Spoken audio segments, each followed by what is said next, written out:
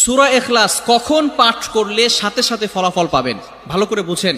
সূরা ইখলাস হচ্ছে পবিত্র কোরআনুল কারীমের ভিতরে ছোট সূরাদের ভিতরে অন্যতম একটি সূরা। তবে ফজিলতের দিক থেকে সূরা ইখলাস হচ্ছে গুরুত্বপূর্ণ ফজিলত, এবং এই সূরাটা এমন একটা সময় আল্লাহ পাক রব্বুল আলামিন নাজিল করে দিয়েছেন যখন আল্লাহ রাসূল সাল্লাল্লাহু আলাইহি ওয়াসাল্লাম দ্বীনের প্রচার করতে লাগলেন। এমন সময় আল্লাহ পাক রব্বুল আলামিন এক আল্লাহর দাওয়াত দিতে লাগলেন।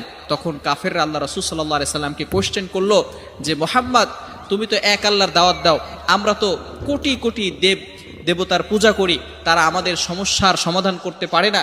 তুমি যে আল্লাহর দাওয়াত দাও সেই আল্লাহ কয়জন এবং সেই আল্লাহর সন্তান আছে কিনা? সাথে সাথে আল্লাহ পাক রব্বুল আলামিন এই কাফেরদের প্রশ্নের উত্তরে আল্লাহ রাসূল সাল্লাল্লাহু আলাইহি সাল্লামের কাছে এই সূরাটি নাজিল করলেন, কুল হুয়াল্লাহু আহাদ আল্লাহুস সামাদ লাম ইয়ালিদ ওয়া লাম ইউলাদ ওয়া লাম ইয়াকুল লাহু কুফুয়ান আহাদ। আল্লাহ পাক রব্বুল আলামিন এক, অদ্বিতীয়, এবং আল্লাহ পাক